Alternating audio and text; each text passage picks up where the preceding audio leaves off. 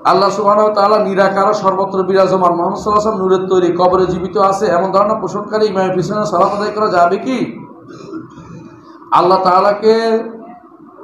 তাআলাকে কোন রকমের গুণ শূন্য মনে করে, আল্লাহর কোনো গুণ নাই যারা মনে করে, আল্লাহ তাআলাকে যারা সর্বত্র বিরাজমান মনে করে, এদের পিছনে নামাজ শুদ্ধ হবে না, এরা কাফের।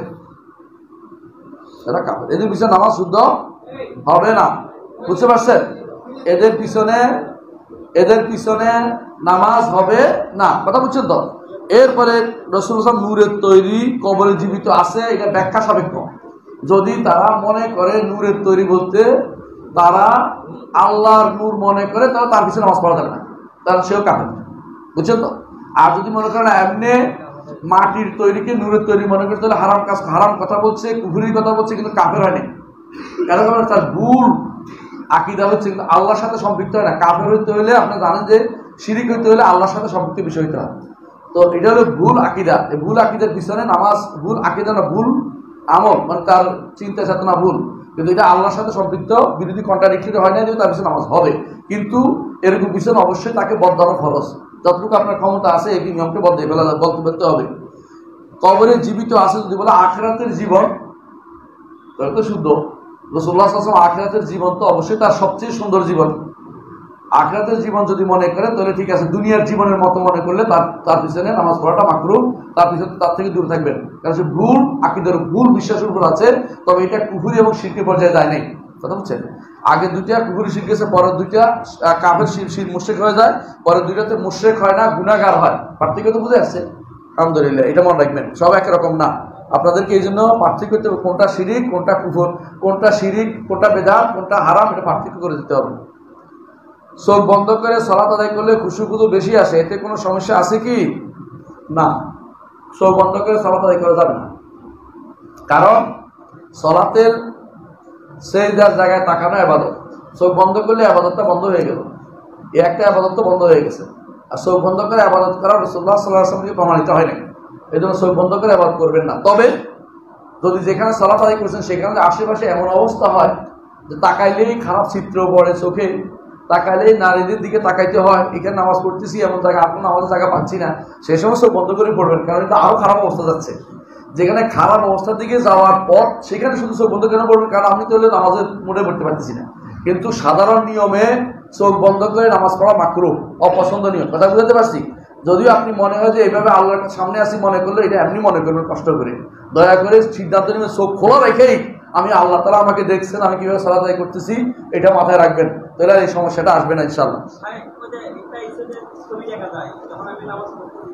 তার যদি কোনো ছবি দেখা যায়, ছবি বন্ধ করার উপায় না থাকে, কাপড় না থাকে, তাহলে সব বন্ধ করতে পারবেন। হ্যাঁ ঠিক আছে, নিজের ছবি দেখা যায়, এই তো এটা বন্ধ করে দিতে হবে, এটাই তো, এটার জন্য বন্ধ করতে পারবেন। কিন্তু এটা কয়দিন, প্রতিদিনই চোখ বন্ধ করবেন না, না, এটার উপরে আপনি কিছু বিছাইবেন, দরকার হলে একটা জানামাজ নিয়ে যাতে করে আপনি চোখ না পড়ে, কথা বুঝেন নাই? সবসময় তো আপনি একটা হলো বিপদকালীন সময়, তাই না? আরেকটা হলো আমি সবসময় নিয়ত তৈরি করেছিলাম যে ছবি দেখা যায় কেন, করা যাবে না। আপনি যদি কোনো এখানে মশলা বিছান, আলো আর কিছু করবে না, মশলা বিছাবেন আপনি, তবুও চোখ খোলা রাখবেন, কথা বুঝছেন?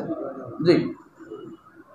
আফগানিস্তানের বাইরা আমার জানা মতে বেদাতের সাথে জড়িত, তারা অনেকাংশে শরিয়া ভিত্তিক রাষ্ট্র পরিচালনা করে, আমরা কি তাহলে তাদেরকে ভালোবাসতে পারবো?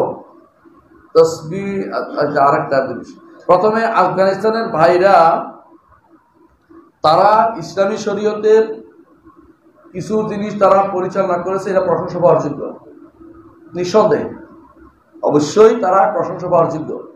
তারা এটা কেন করতে পেরেছে? কারণ সবাই তারা একমতের প্রায়, এবং তারা ভিন্ন মত যেটা হয়েছে এদেরকে কঠিনভাবে দমনও করে দুর্ভাগ্যবশত। আফগানিস্তানের সালাফিদের জীবন দুর্বিষহ করে তুলছে তারা, সালাফিদেরকে বিভিন্ন জায়গায় মেরেও ফেলছে, অনেক জায়গায়, আপনার জানেন ইতিহাস, বলতে চাচ্ছি না। কিন্তু তারা নিজেরা একমত থাকার কারণে দিনের ব্যাপারে বা তাদের ব্যাপারে যে কারো জায়গা দিব না, কারো নীতি আনবো না, কারো কোনো তন্ত্র মন্ত্র জায়গা দিব না, এই জন্য তারা পেরেছে এটা। আপনি যেদিন সেটা করতে পারবেন আপনার দেশে, সেদিন আপনি সেটা আপনার দেশেও সম্ভব হবে। যে আমি বাইরের কোনো তন্ত্র মানি না, ইসলামকে একমাত্র আমার জীবনে সবকিছু মনে করব, সেদিন আমার দেশেও কিন্তু ইসলাম প্রতিষ্ঠা হওয়া সম্ভব ইনশাআল্লাহ। কিন্তু সমস্যা হচ্ছে আমরা নিজেরা তন্ত্র পিছনে দৌড়াচ্ছি, এরপরে বলি ইসলাম প্রতিষ্ঠা করবো, তো হবে না, তো এটা কোনোদিনই তৈরি হবে না, এটা হচ্ছে পাগলা বিছানা কিছুই না। আচ্ছা, আফগানিস্তানের বাইরে কি বেদাত জড়িত? হ্যাঁ, তারা অনেকেই বেদাত জড়িত। কি বেদাত? তারা জানেন যে তারা মাতুরিদি, আর মাতুরিদি ফেরকার মধ্যে আমি বলি না যে ইমামদের মধ্যে বেদাত ছিল, কিন্তু পরবর্তীরা বেদাত অনেক কিছুকে তারা এখন বৈধতা দিয়ে দিয়েছে। তাদের এখানে কবরও আছে, মাজারও আছে, মুনাজাতও আছে, তাদের এখানে এই সমস্ত বেদাতগুলি আছে।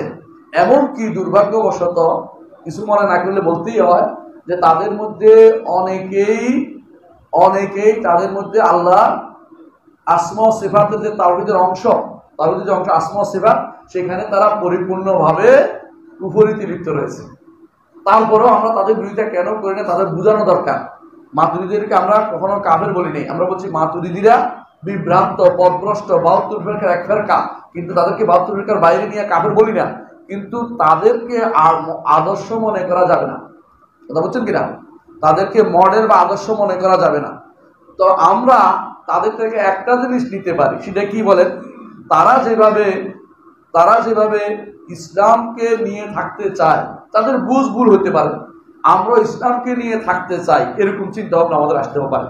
কিন্তু কেউ যেন ভুল হয়ে চিন্তা করবেন না যে এদেশ থেকে গিয়ে ওখানে গিয়ে থাকবেন না, করবেন না। কেন করবেন না বলেন তো? আপনার এখানে দায়িত্ব আছে, স্বাধীনতা আছে, কথা বলার আছে, দাওয়াত দেওয়ার আছে, আপনি এখান থেকে পালিয়ে যাবেন কেন? শরীয়ত তো আপনার এখান থেকে পালিয়ে অনুমতি দেয় না, এই হিজরত তো অনুমোদিত না। আপনার পরিবারকে ঠিক করার দায়িত্ব হচ্ছে আপনি। প্রত্যেকটি মানুষ যদি নিজে এবং নিজের পরিবার আশেপাশে দাওয়াত দিতে থাকে, একসময় ইসলাম বাংলাদেশে প্রতিষ্ঠিত হয়ে যাবে। এটা বাদ দিয়ে আপনি যদি পালিয়ে বেড়ান, তাহলে ইসলাম কে প্রতিষ্ঠা করবে? আপনি পালাচ্ছেন কোথায়? পালাতে পারবেন না। আপনাকে এখানে, যেখানে আপনার জন্ম হয়েছে, এখানে দাওয়াত দিবেন আপনি। সব জায়গাতে পালিয়ে, সবাই যদি পালিয়ে বলে আমরা সৌদি আরব চলে যাই, তো এই দেশ কারোর জন্য, কাফের জন্য রেখে যাবেন? এটা শরীয়ত বলে না কোনোদিনই। আপনাকে এখানে ঠিক করতে হবে, যতটুকু আছেন এখানে আপনাকে দিন ও দুনিয়া দাওয়াতে থাকবেন। রাসূলুল্লাহ সাল্লাল্লাহু আলাইহি ওয়াসাল্লাম তিনি বলেছেন, ওই ব্যক্তি উত্তম যে ব্যক্তি মানুষের মধ্যে অবস্থান করে তাদেরকে দাওয়াত দেয়। ওই ব্যক্তির চেয়ে যে ব্যক্তি, এক সাহাবী বলছিলেন, ইয়া রাসূলুল্লাহ, এক সুন্দর জায়গা দেখে, ইয়া রাসূলুল্লাহ আমি এখানে থেকে যাই। বলছেন না, তুমি আমাদের সাথে এক পথ যাওয়া আর এখানে সারা বছর সারা জীবনে আবাদ করা সমান। কারণ যা জিহাদের কাজ, আমরা এখন যে কাজটি পরিপূর্ণ দাওয়াত এবং জিহাদ, দাওয়াতটাই জিহাদ, আমরা দিনের জন্য দাওয়াত দিয়ে কাজ করছি, এটা খুবই জরুরি। ওখানে যাইয়া শান্তি জীবন তলব করা উচিত না। অনেক ভাই কি করে, আমি ইউরোপে যাচ্ছি শান্তি, ইউরোপে অশান্তি তৈরি করতে কাফের বানানো যাচ্ছে। অনেকে যাচ্ছে অমুক দেশে শান্তি না। আপনি এখানে থেকে কষ্ট করে, আপনি এখানে দিনের দাওয়াতের ক্ষেত্রে কষ্ট করবেন, এটা আপনার জন্য বড় জিহাদ। জিহাদ থেকে পালিয়ে যাওয়া যায় না, এটা জিহাদ, বড় ধরনের জিহাদ। এটা দাওয়াত হচ্ছে জিহাদ। মূলত মনে রাখবেন, দাওয়াতকে বাধা দিলে যুদ্ধ হয়। এখানে বাধা হচ্ছে না, আপনি ইচ্ছা করলে দাওয়াত দিতে পারেন, দিনে 24 ঘন্টা দাওয়াতের উপর থাকতে পারেন। এটা না করে আপনি এখন পালিয়ে বেড়াচ্ছেন, আপনি ফেরার নেশা, যুদ্ধ থেকে পালাচ্ছেন। দাওয়াতটাই মূলত মূল উদ্দেশ্য দাওয়াত।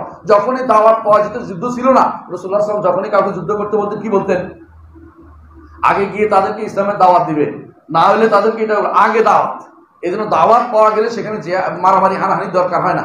এই জন্য আপনি এত বিশাল জনগোষ্ঠী পেয়েছেন, আপনার তো সৌভাগ্য যে একটা বিশাল জনগোষ্ঠী পেয়েছেন। 18 কোটি 20 কোটি মানুষকে দাওয়াত না দিয়ে আপনি নিজে নিজে পালিয়ে জাহাজ যাওয়ার চিন্তা করতেছেন, এটা ইসলাম অনুমোদন করা নাই। এই চিন্তা ভাবনা সবচেয়ে এটা পরাজিত মানসিকতা, এটা করবে না কোনোদিনই।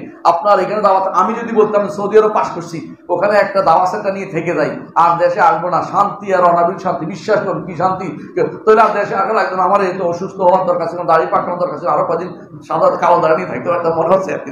সত্য না, মানে বলতে হচ্ছে শান্তি, কারণ বেতন চাইলে বড় ধরনের একটা অ্যামাউন্ট দিতে, কিন্তু আমরা দাওয়াত কাজে লিপ্ত থাকতে চাই। প্রত্যেকটি মানুষ, একটা মানুষ, লা ইয়াহদিয়াল্লাহু বিকা রাজুলান ওয়াহিদান খায়রুল লাকা মিন হুমরিন নাম, বড় বড় উটের চেয়েও, লাল উটের চেয়ে উত্তম হচ্ছে একটা মানুষকে হেদায়েতের বাণী শোনানো।